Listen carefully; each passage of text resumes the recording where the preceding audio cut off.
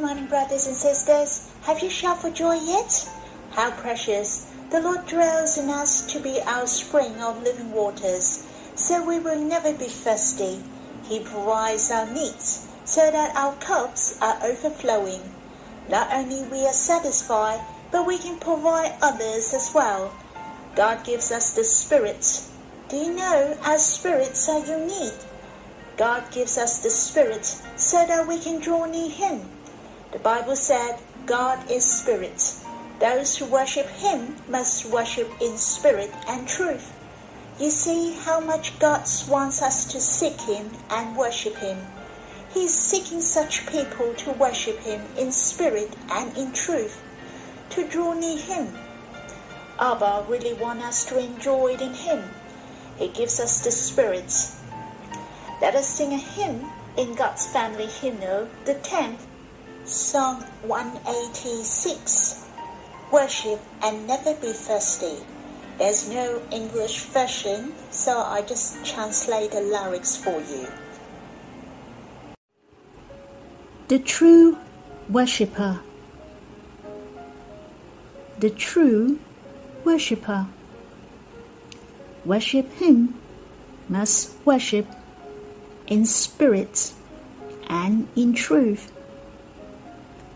For the Father is seeking such people. Worship Him. Worship Him. God is Spirit. God is Spirit. Those who worship Him must worship in spirit and in truth. God is holy, enthroned and dwelt with praising. How precious! God really wants us to worship Him. There is a meaning in worshiping, that is to draw near and kiss Him. So you can see the heart of God wants to have the deepest personal relationship with us, to enjoy the fellowship with each other and the love expression. And here it is especially mentioned to worship God in spirit and in truth. The Spirit is talking about our hearts, our mind and our whole being, to focus yourself when we draw near Him. The word in truth is talking about the truth. We worship God in truth. The truth tells us God Himself. It especially tells us about the heart of God. We can draw near God with full confidence by these truths. Brothers and sisters, God longs for us to draw near Him and kiss Him every day. May we experience Him and enjoy Him deeply every day, to enjoy the love from Abba and the Lord towards us. The verses I'd like to share with you is in the Gospel according to Matthew, chapter 24, verse 9 to 13. And it said, Then they will deliver you up to tribulation and put you to death, and you will be hated by all nations for my name's sake. And then many will fall away and betray one another and hate one another. And many false prophets will arise and lead many astray. And because lawlessness will be increased, the love of many will grow cold. But the one who endures to the end will be saved. In the Gospel according to Matthew chapter 24, especially mentioned, there will be great tribulation on earth prior to the Lord's second coming. There will be many wrongdoings. Even the Christians will be in the midst of accusations and tribulations. And it said here, but the one who endures to the end will be saved. Firstly, don't misunderstand that will be saved is something to do with your salvation. It's not being saved from going down to hell, for it said here to endure to the end, and not by faith. What it is talking about, to be saved from these tribulations, to overcome it spiritually. Christians have to depend on the Lord when they are facing those situations. And it is the process when we rely on the Lord, and very often it takes some time. But the victory at the end now belongs to Christ and the church. And during the tribulations, there will be an end one day. Whether you and I can experience the victory or to be saved very much depends on our faith to endure to the end. We know our life are not the 100-meter dash, but the marathon. It's not a matter of an outbreak in split second, but it's the matter of endurance to the end. Very often, success really depends on whether we can hang on for one more minute. Just we do not know when will this 1 minute appear. Therefore, we cannot give up easily. We shall follow the Lord to the end.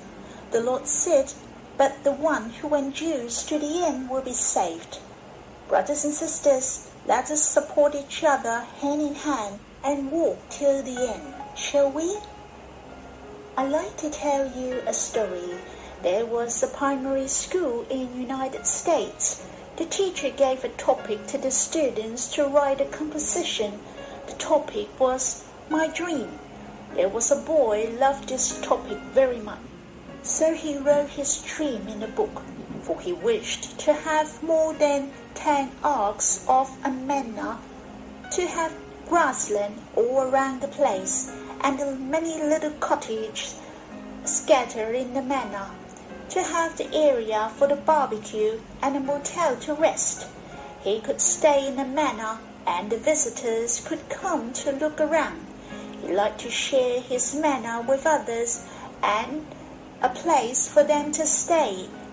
He then handed to the teacher to look at, but the teacher put a big cross on his book.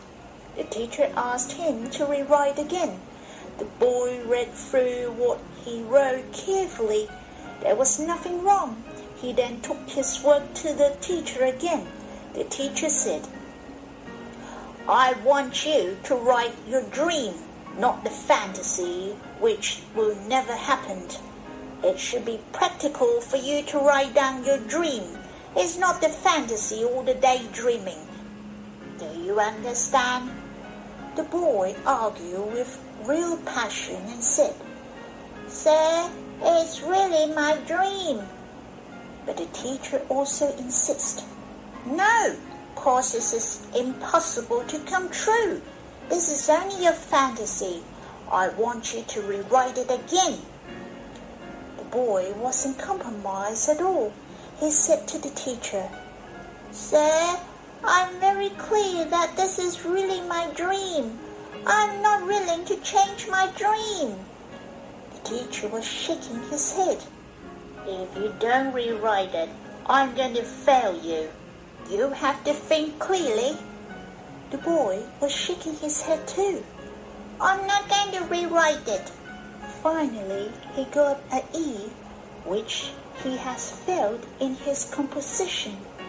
After 30 years, this teacher brought a group of primary students to have a vacation in a beautiful resort, and they were enjoying the grassland and the comfortable facilities in the resort, as well as the tasty barbecue. This teacher saw a middle-aged man walking towards him. This man told the teacher that he was his student. This man told his teacher that he was the boy who has failed his composition. He really owned this spacious resort and has made his dream come true. The teacher looked at the owner of this resort, the little boy whom was 30 years ago. He insists to the end, and his dream has achieved. Brothers and sisters, the Lord is coming soon. We have to endure to the end, to fight the good fight for the Lord. May the Lord bless us.